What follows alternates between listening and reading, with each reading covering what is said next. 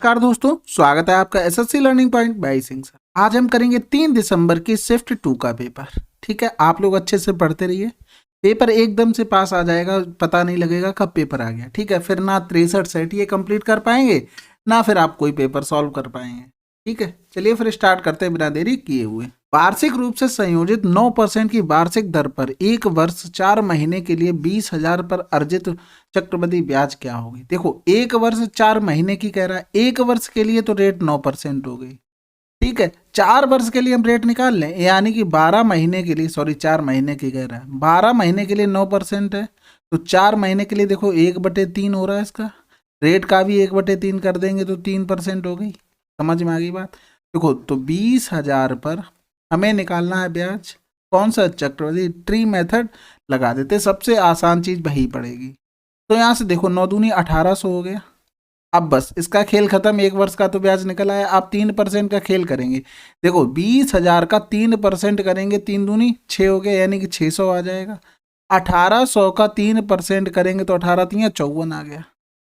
तो 18 6 कितना हो गया? 2400। 2400 में 54 जोड़ देंगे, यानी कि 24 54 आंसर हो गया। क्या हो गया? 24 54। अगला सवाल। कक्षा एक्स में 5 वर्ग जिनमें 40 50 50 60 60 छात्र हैं, इन वर्गों का उत्तीर्ण प्रतिशत क्रमशः 80%, 76 64 65 70 है। संपूर्ण कक्षा एक्स का उत्तीर्ण प्रतिशत क्या होगा? देखो, बहुत सरल सवाल है। हम लोग इसको करेंगे एवरेज की तरह, बिल्कुल निकालेंगे नहीं कि 40 का 80% निकालें फिर 76% निकालें, कोई मतलब नहीं है। यहाँ से देखो सिंपल से 40 50 50 60 और ये हो गया 60। ठीक है, यहाँ से देखो इसे 76 80 था, फिर 76 हो गया, फिर 64 हो गया, फिर 65 हो गया, फिर 70 हो गया। अब देखो ऑप्शन देखो कहाँ पर है, 70 के आसपास है सारे। हम 70 ले लेते हैं, इनका सबका परसेंटेज 70 रहा होगा। 70 से ये कितना ज्यादा हो रहा है? 10 ज्यादा हो रहा है, यानी 40 लोगों में कितना ज्यादा हो जाएगा? 400 ज्यादा हो जाएगा। 76 लोगों में 76 ज्यादा में मतलब 6 ज्यादा हो गया। 50 लोगों में कितना ज्यादा हो गया? 300 ज्यादा हो गया। ये 6 कम है, यानी कि 50 लोगों में कितना कम हो जाएगा? 300 कम हो जाएगा। बहुत बढ़िया बात है। ये 5 कम है, यानी कि 60 5 1 में है, तो 300 क्या हो जाएगा? कम हो जाएगा। 70 तो 70 है, यहाँ तो 0 आ जाएगा। तो देखो यहाँ से ये कैंसिल आउट हो गया। 40 और 3 घटाएंगे, यानी कि 100 देखो आ जाएगा ज़्यादा। कितने लोगों में? 50 और 40 और 60 कितना हो गया? एकदम 100 हो गया। यहाँ से भी 200 260 लोगों में, एक लोगों में आ जाएगा, बिल्कुल आना चाहिए। 2 पंजे 10 हो गया, 2 एकम 2 2 तियाँ 6 हो गया। यहाँ पर लगाएंगे पॉइंट तो 1 0 बढ़ गया, तो 13 तियाँ 39, यानी कि 0.3 आ जाएगा। 13 तियाँ 39 किया तो बचा कितना? 11 बचा। 13 8 104 होता है, यानी कि 0.38 घटा देंगे किससे? 70 से। घटा देंगे ना कि जोड़ेंगे? जोड़ेंगे भाई, क्योंकि प्लस का आया है तो जोड़ेंगे। 8 3 70.38 आंसर आ जाएगा। कोई दिक्कत नहीं होनी चाहिए। तो देखो इसमें इसी तरीके से किया करो, नहीं तो बैठ जाओगे इसका परसेंटेज निकाल ले, उसका परसेंटेज, इसका गुणा किया उसका गुणा किया। जो इजी करे ना उसको करो ना। अगला सवाल। पाइप ए और बी टंकी को 12 घंटे 18 घंटे में भर सकते हैं, जबकि पाइप सी भरी हुई टंकी को 8 घंटे में खाली कर सकते हैं। ए और बी को 4 से 1/2 घंटे के लिए खोला जाता है, फिर बंद कर दिया जाता है। सी अकेले इसके कितने घंटे में खाली कर देगा? देखो सिंपल सवाल है। ए था, बी था, सी था। ये भरने वाले पाइप थे, ये खाली करने वाला पाइप था। 12 हो गया, 18 हो गया, सी 8 हो गया। अगर यहाँ से एलसीएम लेते हैं तो 72 आ जाएगा, यानी कि 12 छंग 72, 18 चौक 72, 8 ने 72 हो गया। ए बी को 4 से 1/2, यानी कि 4 से 1/2 को क्या लिख सकते हैं? 4 दूनी 8 1 9/2 घंटे। और कितनी देर के लिए खोला गया? 9/2 घंटे के लिए। 6 4 10 की इफिशियंसी से 2 पंजे 10 हो गया, 9 पन्ना 45, यानी कि इतनी टंकी भर गई है और फिर बंद कर दिया गया। सी अकेले इस टंकी को कितने घंटे में खाली कर देगा? भरी कितनी गई है? केवल 45 भरी गई है, यही तो वो खाली करेगा, यानी कि 5 घंटे में वो खाली कर देगा। अगला सवाल। ए ने एक वस्तु को बी को 24% लाभ पर, बी ने इसे सी को 30% लाभ पर बेचा। बी का लाभ ए की तुलना में इतना अधिक था, तो बी ने इसके लिए कितना भुगतान किया? देखो ए बी सी 3 लोग हो गए, इसने 124 में बेचा बी को, बी ने सी को बेच दिया 30% प्रॉफिट में। 30% मतलब हो गया 130/100। समझ में आ गई बात। यहाँ से देखो 10 का सब में गुणा कर दें तो ये 12 40 हो गया। यहाँ से करेंगे 13 चौकू 52 हो गया, 13 दूनी 26 और 5 31 हो गया, 13 एकम 13 और 5 13 और 3 16 हो गया। समझ में आ गई बात। यहाँ से ए को प्रॉफिट कितना हुआ 240, बी को प्रॉफिट कितना हुआ 2 हो गया, 11 से 4 गया 7 बचा, और यहाँ 5 बचा, 5 से 2 गया 3 हो गया। देखो इनका डिफरेंस कितना है 2, 7 से 4 गया 3 हो गया, और 3 से 2 गया 1। 132 की वैल्यू दी थी 72.60, और बी के लिए भुगतान यानी कि हमें निकालनी थी 1240 की वैल्यू। किसकी निकालनी थी 1240, यानी 7260 अपॉन 132 गुणे 12 गुणे ऊपर हो जाएगा 1240/100। 2 जीरो चले गए, बिल्कुल चले जाएंगे। यहाँ से करेंगे तो 4 से 4 तियाँ 12 हो गया, और 4 तियाँ 12 हो गया। यहाँ से करेंगे 4 तियाँ 12, 4 एकम 4, 11 तियाँ 33 हो गया, 11 छक्का 66, 11 छक्का 66 हो गया। यहाँ से करेंगे 3 दूनी 6, 3 दूनी 23, 22 एकम 22 हो गया। हासिल लगा 2, 22 तियाँ 66 और 2 कितना हो गया 68, 682 रुपये आंसर आ जाएगा। अगला सवाल करते हैं। दो धनात्मक संख्याओं के एलसीएम और एचसीएफ का योग और अंतर क्रमशः इतना और इतना है। यदि एक संख्या 16 है तो दूसरी संख्या ज्ञात कीजिए। देखो सिंपल सवाल था, एलसीएम और प्लस एचसीएफ कितना दिया था 148, और हमें एलसीएम माइनस का एचसीएफ दिया हुआ था 140, यानी कि इन दोनों को जोड़ देंगे 148 प्लस 140/2 कर देंगे तो ये आ जाएगा एलसीएम। और अगर एचसीएफ करते हैं तो इन दोनों को घटा देंगे 148 माइनस 140 बटे हो जाएगा 2। भैया इक्वेशन तो सॉल्व कर ही लेते होंगे ना, बस बोट एंड स्ट्रीम वाले में पता है ना, दोनों को जोड़ देते 2 का भाग कर देते तो नाव की चाल आ जाती है, फिर दोनों को घटा देते और 2 का भाग कर देते तो धारा की चाल आ जाती है। वही चीज़ यहाँ पर की है और थोड़ी ना कुछ किया है। तो फार्मूला पता है एलसीएम इंटू एचसीएफ बराबर होता है first number into second number. तो देखो यहाँ से जोड़ेंगे तो 8 हो गया, 4 4 8 हो गया, 2 हो गया, बटे 2 कर दो, गुणे 8/2 हो गया। फर्स्ट नंबर दिया था, सेकेंड नंबर हमें निकालना। तो देखो 8 दूनी 16 हो गया, यहाँ से करेंगे 2 एकम 2, 2 चौकू 8, 2 चौकू 8, 4 हो गया, 4 तियाँ 12, 4 चंग 24 हो गया, यानी कि सेकेंड नंबर हमारा आ गया 36।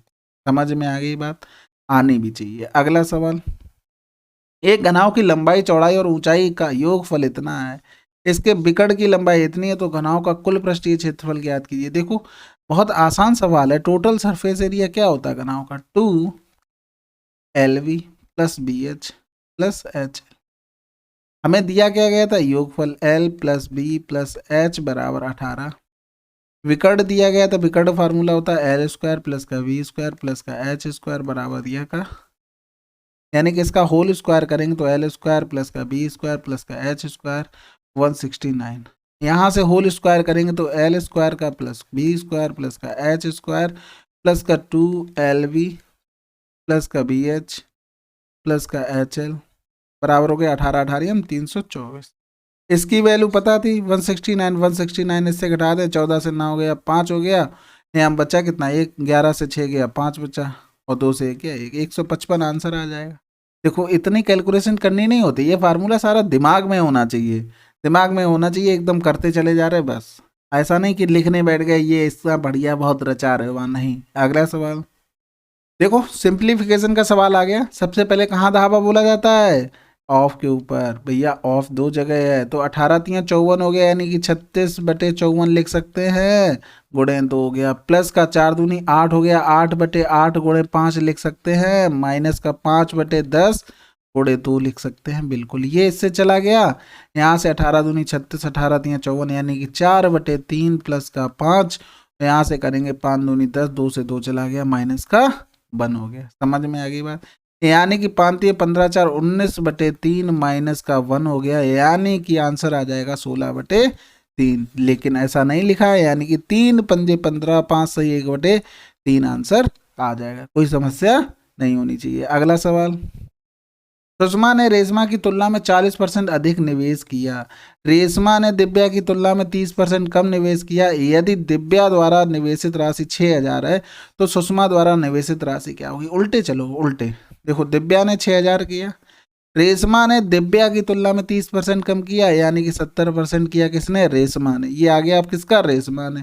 सुषमा ने रेशमा की तुलना में 40% अधिक किया, यानी कि 140 निकाल लेंगे, रेशमा की आएगा तो कितना किसका आ जाएगा, सुषमा का। बस 3 जीरो ये चले गए और 1 जीरो यहाँ से हटा दो, बस इतना सरल सवाल था।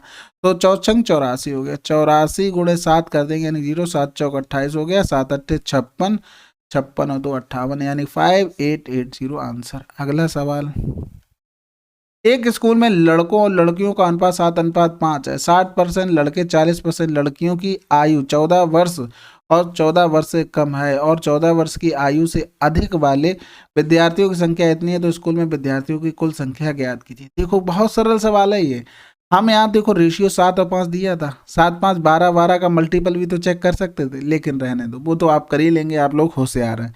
यहाँ से देखो अगर 70 50 मान लें, कोई दिक्कत कोई नहीं। 60% 14 वर्ष से कम और 14 वर्ष की आयु, 14 वर्ष और 14 वर्ष से कम आयु के थे, तो 40% क्या होंगे, अधिक वाले होंगे। यानी कि इसका 40% निकालेंगे तो 7 चौक 28 आ गया। इसी तरीके से लड़कियों में भी 60% 14 वर्ष से आयु वाले रहे होंगे, यानी कि 6 पंजे 30 आ गया। 30 20 50 58 की वैल्यू हमें दी गई थी 870, हमें निकालनी थी 120 की वैल्यू। इतना सरल सवाल था, बताओ। थोड़े 120 हो गया, 2 दूनी 4 हो गया, 2 ने में 18 हो गया और 2 छक्के 12 हो गया, 3 ने में 27 यानी 3 बार चला जाएगा, 6 1800 आंसर आ गया। अगला सवाल, तो वस्तुओं का क्रय मूल्य 4:5 के अनुपात में पहली वस्तु को 10% के लाभ पर दूसरी वस्तु को 20% के लाभ पर बेचने से उनके विक्रय मूल्य के बीच का अंतर 480 है। दोनों वस्तुओं के क्रय मूल्य का योगफल क्या होगा। योगफल पूछा, पहले देखो 5 4 9 की डिविजिबिलिटी चेक कर लेते, तो देखो 5 2 7 8 2 10 3 2 6, यानी कि आंसर तो आ गया था यहीं से। बाकी देखो 40 था 50 था, ठीक है। यहाँ से 10% का लाभ लिया गया, यानी कि 44 में बेचा गया, ये आ गया क्या, सेलिंग प्राइस। यहाँ से 20% का लाभ लिया गया, यानी कि कितना आ गया, 120 करेंगे 12 पंजे 60 आ गया। इनमें अंतर कितना है, 16 का। 16 की वैल्यू 480 है, 90 की वैल्यू निकाल लें। ये कै गुना हो रहा, 30 गुना हो रहा, इसका भी 30 गुना कर लें, 9 तियां 27।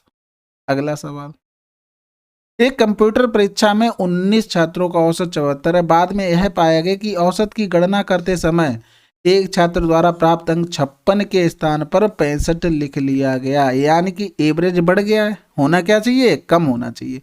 तो यहाँ से देखो कितना कम होना चाहिए, 15 से 6 गया 9 हो गया, 9 लोगों का मतलब अधिक हो गया, 9 अधिक हो गया, तो एक लोगों में कितना अधिक होगा, डिवाइड करेंगे 19 से। समझ में आ गई बात, आनी भी चाहिए, नहीं आएगी तो दिक्कत वाली बात है। यानी कि पॉइंट लगाएंगे तो 0 बढ़ाएंगे। 19 बिना 95 होता है, लेकिन 19 चौक 76 ऊंचा बचा कितना, 14, तो 19 सत्ते हो जाएगा 133, क्योंकि 140 हो गया था पूरा।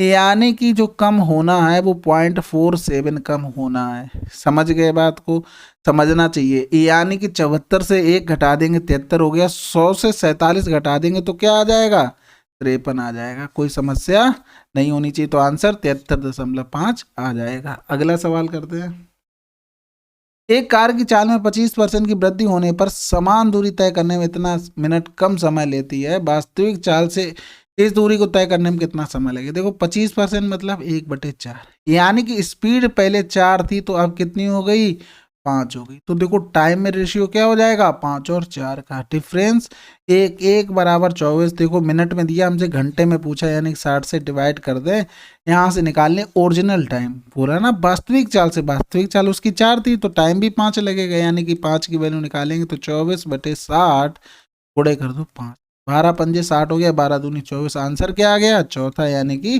2 घंटे। अगला सवाल, 3 सेंटीमीटर त्रिज्या वाली एक गोलाकार गेंद 5 सेंटीमीटर त्रिज्या वाले एक ऊर्ध्वाधर बेलन में भरे हुए पानी में डूबी गई है। वह मानते हुए कि गेंद पूर्णतः पानी में डूबी है, जल स्तर में होने वाली वृद्धि याद कीजिए। देखो तो यहाँ पर वो देखो नियम ये कहता है कि अगर कोई चीज पानी में डाली गई, किसी भी चीज, तो उसके द्वारा जितनी भी हाइट उठती है तो उस वस्तु के वॉल्यूम के बराबर के हाइट का वो पानी उठेगा। तो देखो गोलाकार गेंद थी, यानी कि 4/3 पाई r³ हो जाएगा, यानी कि 3 गुणे 3 गुणे 3। और वो बेलन में हो रहा है कांड, बेलन में हो रहा तो पाई r² होता है, यानी 5 गुणे 5 उठेगा कितना, जितना वॉल्यूम के बराबर कर दिया। तो पाई से पाई चला गया, 3 से 3 चला गया, यहाँ से करेंगे चाहती हैं 12 12 3 36/25 हो गया, बराबर हो गया। तो 25 से कम 25 हो गया, बचा कितना 11, यानी कि 25 चौको 100 हो गया, यानी कि 1.4 के आसपास आंसर, ये आंसर आ गया।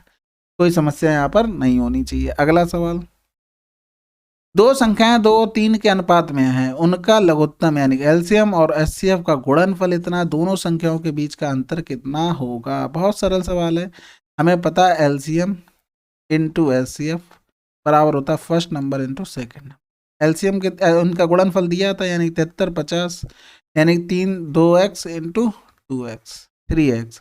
3 से काट दे, 3 दूनी 6 हो गया, 3 चौक 12, 3 पंजे 15 हो गया, 2 से काट देंगे तो 2 एकम 2, 2 दूनी 4 हो गया, 2 दूनी 4, 2 पंजे 10 हो गया। x बराबर आ गया 1225। x बराबर नहीं आया है, यहाँ पर x स्क्वायर आया है, तो ये किसका स्क्वायर होता है 35 का। इसका अंतर निकाले, 3 से 2 गया 1, यानी कि x आ जाएगा। x की वैल्यू कितनी आ गई 35 आ गई। कोई समस्या नहीं होनी चाहिए। अगला सवाल, ए और बी एक कार्य को क्रमशः 12 और 18 दिनों में पूरा कर सकते हैं। उन्होंने 4 दिनों तक एक साथ मिलकर कार्य किया, जिसके बाद बी के स्थान पर सी को कार्य पर लगा दिया गया तथा शेष कार्य ए और सी ने अगले 4 दिनों में पूरा कर लिया। सी अकेला इस कार्य के 1/3 भाग को कितने दिनों में पूरा करेगा। सिंपल सवाल था। ए कर रहा था 12, बी कर रहा था 18। समझ में आ गई। एलसीएम लेंगे 36, तो 12 3 36, 18 दूनी 36। 4 दिनों तक काम किया साथ मिलकर, यानी कि 3 2 5 इफिशियंसी से 4 दिन काम करेंगे तो कितना करेंगे 20 काम, यानी कि 20 काम खत्म हो गया। अब कह रहा है बी के स्थान पर सी को कार्य पर लगा लिया गया। ध्यान रखना, बी के स्थान पे कौन आ गया, अब सी आ गया। शेष कार्य ए और सी ने अगले 4 दिनों में पूर्ण कर दिया। ठीक है, तो 16 काम 4 दिनों में हो गया, तो कितनी इफिशियंसी लगी होगी 4, जिसमें किसकी किसकी होगी, बी के स्थान पे सी आ गया, ए प्लस सी की होगी। तो ए की इफिशियंसी 3 है, तो सी की कितनी हो जाएगी, ए हो जाएगी। तो सी अकेला इस कार्य के 1/3 भाग को कितने दिनों में पूरा करेगा, तो 36 का 1/3 भाग कितने दिनों में, ए की इफिशियंसी से 12 3 36, 12 दिनों में पूरा कर देगा। अगला सवाल, एक ट्रेन को 80 किलोमीटर प्रति घंटा की चाल से एक निश्चित दूरी तय करने में इतना मिनट का समय लगता है। यदि ट्रेन की चाल 25% बढ़ जाती है तो पूर्व दूरी 25/3 भाग को तय करने में कितना समय लगेगा। बहुत सिंपल सवाल है ये। देखो कैसे होगा, स्पीड में देखो कितना बड़ा 25% मतलब 1/4 होता है, यानी 4 से चीज क्या हो गई 5 हो गई। तो टाइम का रेशियो 5 और 4 हो गया। यहाँ से टोटल टाइम देखो 1 घंटा प्लस 12/60, 12 पंजे 60 कर देंगे, यानी कि 5 एकम 5 1 6/5 घंटे हो गए। यानी कि जो 5 की वैल्यू थी वो 6/5 थी, हमें 4 की वैल्यू निकालनी थी, यानी कि 6/5 गुणे 5 गुणे 4 हो जाए, तो 6 चौक 24/5 25 हो गए। हमसे पूछा गया 25/3 भाग, यानी कि टी बराबर डी अपॉन एस होता है। अगर एस कांस्टेंट कर दे तो दोनों बराबर हो जाते हैं, यानी कि टाइम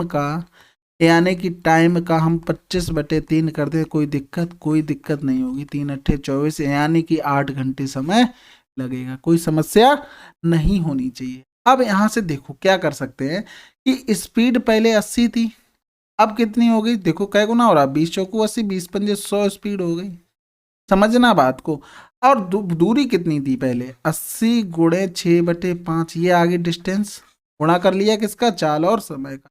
इसी डिस्टेंस का हमें 25/3 जाना था, बटे क्या करना था 100, टाइम हमें निकालना, तो 55 25 हो गया, 3 दूनी 6 हो गया, 20 चौको 80 हो गया, 20 पंजे 100 हो गया, 5 से 5 कैंसिल, 4 दूनी 8, आंसर आ गया। आप लोग ऐसे भी बना सकते हैं। अगला सवाल, राम ने 6800 में एक वस्तु खरीदी और इसकी मरम्मत पर 700 खर्च कर दिए।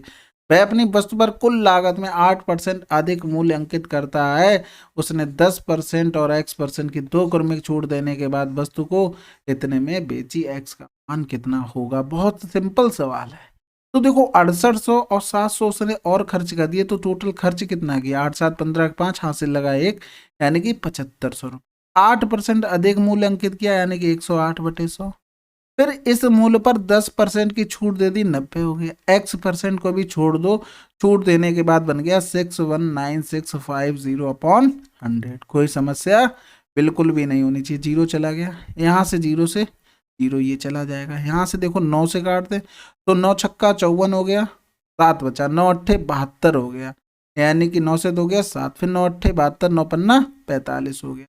2 0 यहाँ से भी चले जाएंगे, यहाँ से करेंगे तो 15 पना 75 होता है, यहाँ से करेंगे तो 5 एकम 5 हो गया, बचा कितना 1 5 3 15, 3 बचा, 5 7 35, फिर 3 बचा, 5 7 35 हो गया। देखो यहाँ से 3 से कटेगा, 7 7 14, 14 और 3 14 4 18 कट जाएगा, 3 पंजे 15 हो गया, फिर 3 चौकू 12 करेंगे, 3 पंजे 15, 3 ने 27 हो गया। यहाँ से 9 से काट लो, 9 एकम 9, 9 दूनी 18 हो गया, 9 पन्ना 45, 9 एकम 9 हो गया, यानी 12 पंजे 60 से 51 हो गया। छूट कितने की दी गई है, कुछ दिख रहा है? 9 रुपए की। किस पर? 60 पर। गुणे कर देंगे 100, तो 20 तियां 60 हो गया, 20 पंजे 100 हो गया, 3 तिरका 9 हो गया, 5 तियां 15, यानी एक्स की वैल्यू आ गई कितनी? 15। ठीक है, अगला सवाल। चलिए सिंप्लीफिकेशन का सवाल है, करते हैं। सबसे पहले आप 14 एकम 14 एक 15/14 हो गया, गुणे 5/3 हो गया, यानी 3 पंजे 15, यानी 15/14, यहाँ पचम 25 आ जाएगा, 25/14 आ गया। तो लिख सकते हैं 10/1 के साइन अगर गुणा का करेंगे तो 14 ऊपर चला जाएगा, 25 नीचे, माइनस का 5 दूनी 10 लिख सकते हैं बिल्कुल, तो 1/6 हो गया, प्लस का 9/28। फिर इस ऑफ को सॉल्व करते हैं, 6 तियां 18 आ गया, 7 पंजे 35 नीचे आ गया, कोई समस्या नहीं होनी चाहिए। गुणा का साइन करेंगे तो 35 ऊपर चला जाएगा, 18 नीचे आ जाएगा, 9 दूनी 18 हो गया, 7 पंजे 35 हो गया, 7 चौक 28 हो गया। यहाँ से कुछ कटेगा, 7 तियां 21, 7 दूनी 14 हो गया, 2 पंजे 5 दूनी 10 हो गया, पचम 25 हो गया, यानी कि 4/15 माइनस का 1/6 प्लस का 5/4 दूनी 8 हो गया। यहाँ से कुछ दिख रहा, कुछ समझ में आ रहा? हमारे हिसाब से एलसीएम आ गया 120, तो 15 8 120, 8 चौक 32 हो गया, यहाँ पर 20 हो जाएगा, प्लस का 15 8 120, 15 पना 75 हो गया। समझ में आया? इन दोनों का डिफरेंस कितना हो जाएगा? 12, 12 और 75 जोड़ेंगे तो 87, 87/120 आ गया। 3 से काट दें, 3 दूनी 6 हो गया, 3 नेम 27 हो गया, 3 चौकू 12 हो गया, 29/40 आंसर आ जाएगा, कोई समस्या नहीं होनी चाहिए। अगला सवाल, एक वस्तु को 91 में बेचने पर सुधा को 30% का लाभ होता है और इतने में बेचती है, तो उसकी हानि या लाभ प्रतिशत क्या हो? देखो, अगर हम मान लेते 100 की चीज होती, 30% का लाभ के लिए 130 होता, यानी कि 91 में बेचने पर 130 के बराबर है, तो हमें निकालना 78.75 किसके बराबर होगा? तो इसको कर देंगे अपॉन में 91 गुणे में 7875/100, तो 13 सत्ते 91 हो गया, 1 जीरो ये कट गया। यहाँ से करेंगे 7 एकम 7 हो गया, 7 एकम 7 हो गया, 7 दूनी 14 हो गया, 7 पंजे 35 हो गया, ये यानी कि 112.5 हो गया। 100 से कितना ज्यादा आया? 12.5, यानी कि ये प्रॉफिट होगा। अगला सवाल, ए और बी की आय का अनुपात 8 और 11 है, उनकी बचत का अनुपात इतना है। ए और बी के व्यय क्रम से 25,000 और 35,000 है, बी की आय की गणना करनी। देखो सिंपल सी बात है, 11 की डिविजिबिलिटी अगर देखते तो वो सभी में मिल रही थी, तो वहां से तो कुछ कर नहीं सकते। तो देखो 8 और 11, 7 और 9, क्रॉस प्रोडक्ट वाला तो सीखा होगा ना सभी ने, ये 35 है। ठीक है, इसका गुणा किया, 9 8 72, 11 सत्ते 77 हो गया, डिफरेंस कितना आया? 5 आया। यहाँ से करेंगे तो 7 पंजे 35 हो गया, 7 तियां 21 और 3 24 हो गया, यहाँ से 25 ने में 225 हो गया, डिफरेंस करेंगे तो 0 4 से 2 गया 2 गया, 1 2 3 0 आ जाएंगे, यानी कि 5 की वैल्यू है 20,000। हमें निकालनी बी की वैल्यू, यानी 11, यानी कि 5 चौको 20 करेंगे, 11 की वैल्यू कितनी आ जाएगी? 44,000। अगला सवाल, एक व्यापारी किसी वस्तु को उसके अंकित मूल्य पर 20% की छूट देकर बेचने पर 20% का लाभ अर्जित करता है। यदि वस्तु का क्रय मूल्य 448 है तो उसका अंकित मूल्य क्या होगा? देखो ऐसे सवालों हमेशा मार्क प्राइस लिखो, कॉस्ट प्राइस लिखो, प्रॉफिट वाला जो भी होता है वो इधर लिख दो 120, लॉस वाला मतलब छूट वाला जो भी हो वो इधर लिख लो, बस। समझ में आ गई? ये नहीं समझ में आता तो देखो, मार्क प्राइस पर हमेशा छूट देते तो 80%, ये क्या बनेगा? Selling price.